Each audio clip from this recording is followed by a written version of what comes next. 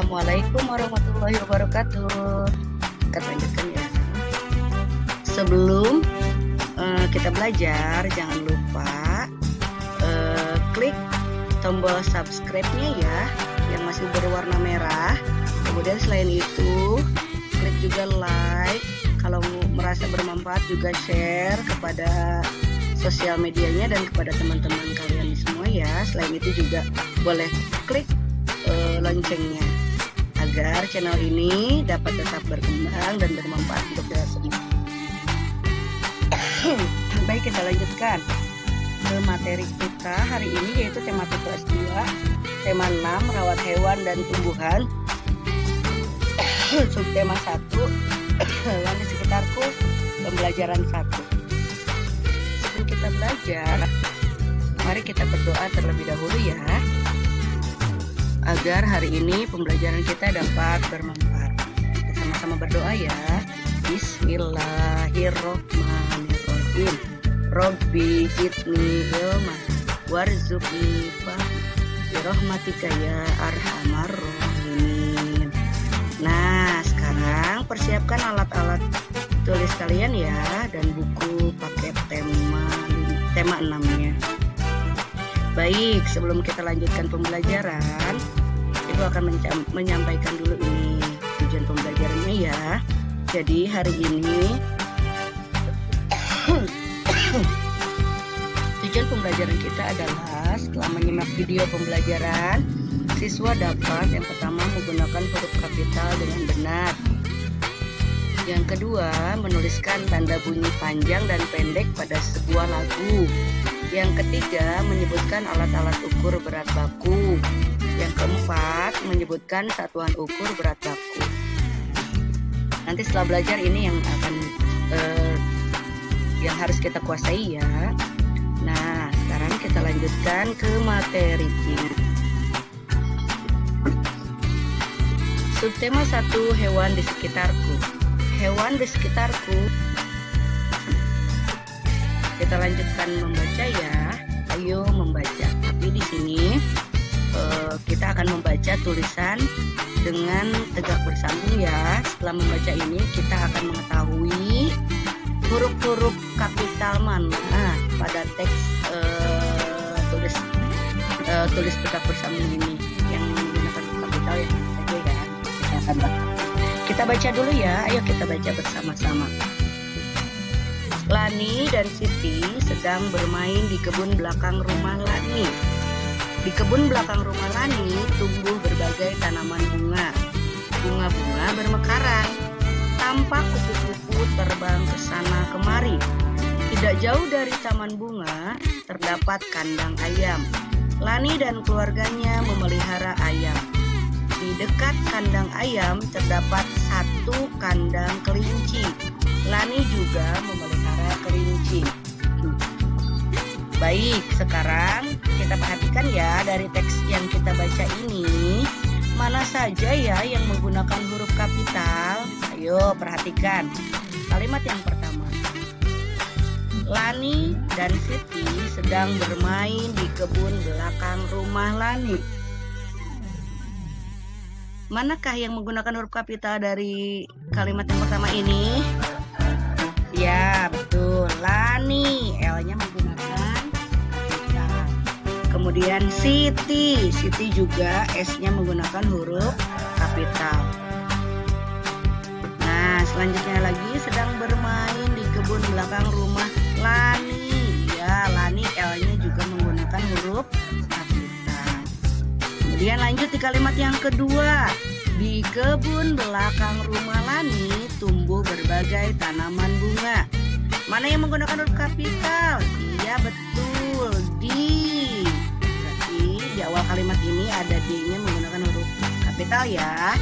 Ya, lanjut. Kemudian Lani, L-nya juga menggunakan huruf kapital di kalimat yang kedua ini. Kemudian kita lanjutkan kalimat yang ketiga.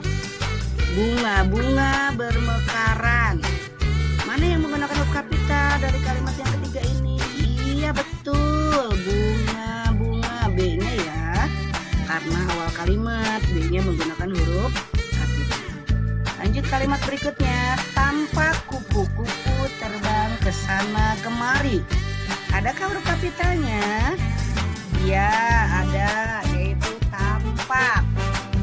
Ya, T-nya menggunakan huruf kapital karena di awal kalimat. Selanjutnya, tidak jauh dari taman bunga terdapat kandang ayam. Di kalimat ini juga tidaknya T-nya menggunakan huruf kapital. Kenapa? Karena di awal kalimat juga.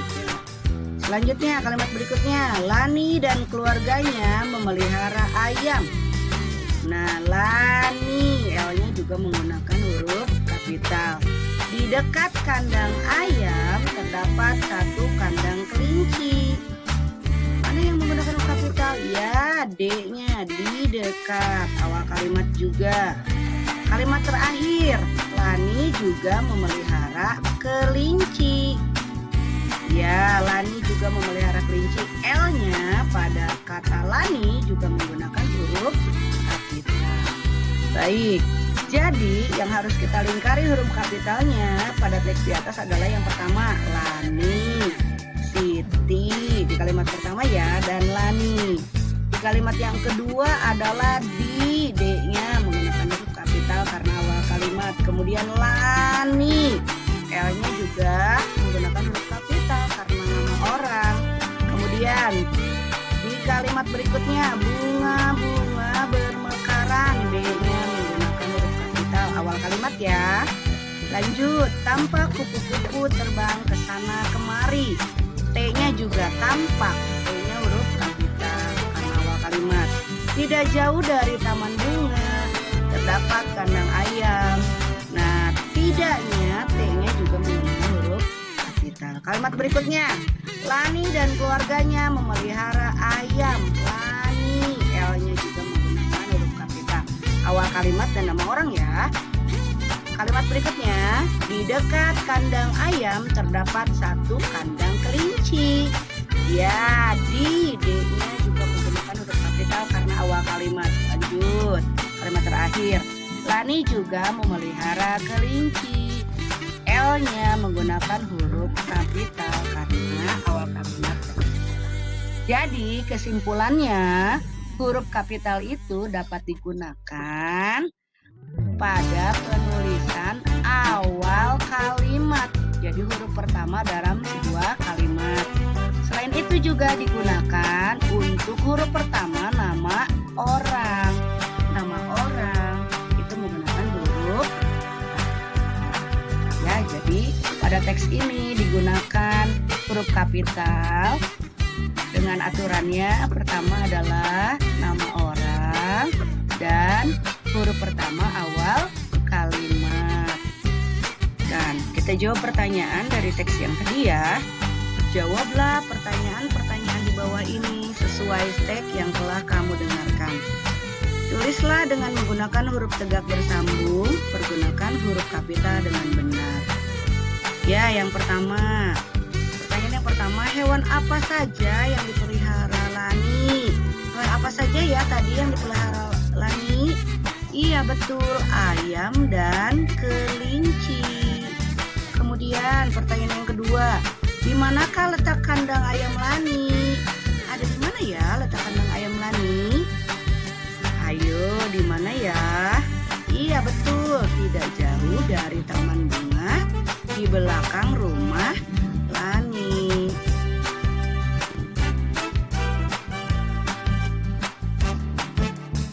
Nah, sekarang kita lanjutkan ya. Kita bernyanyi. Judulnya, kita menyanyikan lagu judulnya Ayamku, ciptaan Ate Mahmud. Kita nyanyi ya, sama-sama ya. Ada yang sudah tahu lagunya? Alhamdulillah, sudah tahu ya. Ada yang dinyanyikan dengan panjang dan ada juga yang dinyanyikan dengan pendek, dengan bunyi pendek. Perhatikan ya. Nah, kalau lagu yang dinyanyikan dengan bunyi panjang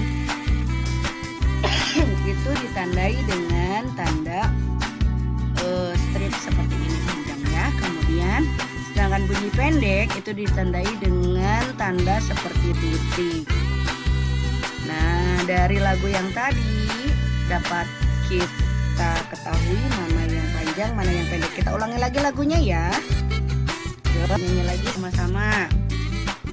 Kok, kok, kok, kok, lihatlah ayamku berkeliaran di halaman rumah. Induk ayam dan anaknya. Kok, kok, kok, kok, mencari makan. Kita kembali lagi. Nah, bunyi panjang ditandai dengan tanda ini yang seperti panjang ya. Sedangkan bunyi pendek ditandai dengan tanda ini. Nah, itu ya. Jadi pada sebuah lagu itu ada yang dinyanyikan panjang, ada juga dinyanyikan pendek. Kita bisa memberi tanda. Tandanya seperti ini ya. Yang bunyi panjang ini, yang bunyi pendek juga. Lanjutkan ya pembelajaran selanjutnya. Kita akan mempelajari alat ukur berat. Ya, alat ukur berat itu diantaranya adalah ada timbangan bebek, ada timbangan mangkok 1 gram, ada neraca 2 lengan, ada timbangan mekanik, ada neraca ohaus, dan ada timbangan badan. Masih banyak lagi alat-alat ukur berat lainnya selain ini. Bu Guru hanya mencontohkan 6 saja ya. Ini adalah gambar-gambarnya. Yang tadi disebutkan tadi, ini gambar-gambarnya ya. Ini adalah alat ukur berat baku. Karena selain alat ukur berat baku ini juga kita di kelas 1 sudah belajar alat ukur berat tidak baku ya. Seperti kita membuat timbangan sendiri menggunakan plastik dan gantungan baju. Mana yang lebih berat itu dengan menggunakan itu ya.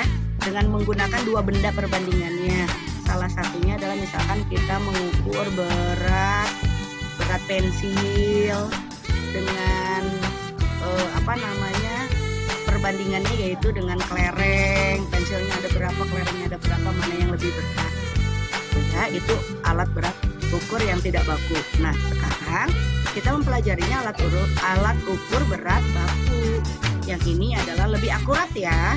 Menggunakan alat ukur berat baku ini adalah dapat mengukur dengan dengan akurat. Dapat diukur dengan akurat berarti ya. Akurat itu tepat. Ya.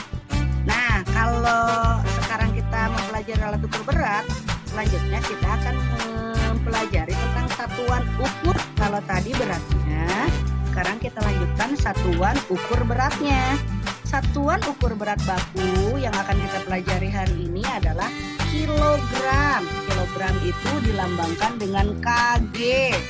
Kemudian hektogram atau ons dilambangkan dengan hg, dilambangkan dengan hg atau ons, biasanya ons. Ya. Kemudian satuan ukur berat baku berikutnya yaitu gram, Jadi ketika kita ke warung atau ke pasar memberi telur, biasanya menggunakan satuan ukur berat. Misalnya kamu disuruh mama kamu, "Deh, tolong bantu mama belikan mama telur ke warung." Biasanya mama menyebutkan satuan beratnya. "Iya Ma, belikan mama 1 kilogram telur ya Dek." Nah, 1 kilogram atau kilogram itu adalah merupakan satuan ukur berat. Nah, ulangi lagi ya, satuan ukur berat yang kita pelajari hari ini adalah kilogram dilambangkan dengan kg, hektogram dengan hg atau ons, kemudian gram dengan lambang G, huruf G. Ya. Pelajaran kita berikutnya. Ayam dipelihara untuk dimanfaatkan daging dan telurnya. Daging ayam dijual dalam kemasan setelah ditimbang. Telur ayam dijual dalam kemasan setelah ditimbang. Nah, kalau kamu membeli telur ke warung, itu biasanya kamu bilangnya begini, "Pak, aku beli telur dong 1 kilogram." Nah, bapak warungnya atau ibu warungnya, kita lanjutkan. Untuk lebih memahami materi ini, kalian dapat mengajak anggota keluarga di rumah untuk membentuk kelompok ya. Kalian bisa melakukan praktik ini dengan cara menyediakan alat dan bahan. Di antaranya bahan yang kalian bisa gunakan adalah timbangan dan bahan-bahan yang akan ditimbang. Bisa menggunakan telur juga. Bisa menggunakan telur, bisa juga menggunakan terigu, bisa juga menggunakan gula pasir boleh ya. Nah, apa yang dilakukan? Yang kalian lakukan adalah timbanglah telur atau bahan-bahan yang kalian bisa timbang dalam berbagai ukuran berat. Boleh kilogram, boleh gram, boleh ons juga, atau dari satuan misalkan kilogram. Itu bisa berbagai ukuran ya, bisa 1 kilogram, bisa 2 kilogram, bisa juga 500 gram, bisa 1 ons ya. Itu boleh kalian lakukan sama keluargamu ya, boleh dengan kakak, boleh dengan ibu atau dengan mama ya. Setelah dilakukan penimbangan, lalu bungkuslah telur atau bahan-bahan yang tadi ditimbang itu dalam plastik. Namun jangan lupa ditandai ya bungkusan itu sesuai dengan beratnya. Ini dapat kalian lakukan untuk lebih memahami materi satuan ukurnya ya. Nah, ini dapat dilakukan bersama-sama dengan keluarga di rumah. Oke, terima kasih. Pembelajaran kita kali ini telah selesai. Semoga pembelajaran kita ini dapat bermanfaat ya. Nah, sebelum kita akhiri, jangan lupa sekali lagi, kalau tombol subscribe-nya masih merah, tolong diklik dulu tombol subscribe-nya ya. Jangan lupa juga di like. Kemudian kalau mau memberikan komen boleh di komen, dan kalau memang merasa bermanfaat boleh di-share ke temannya atau ke sosial medianya. Selain itu juga boleh dibunyikan loncengnya agar channel ini dapat berkembang dan dapat bermanfaat. Sampai ketemu lagi di pembelajaran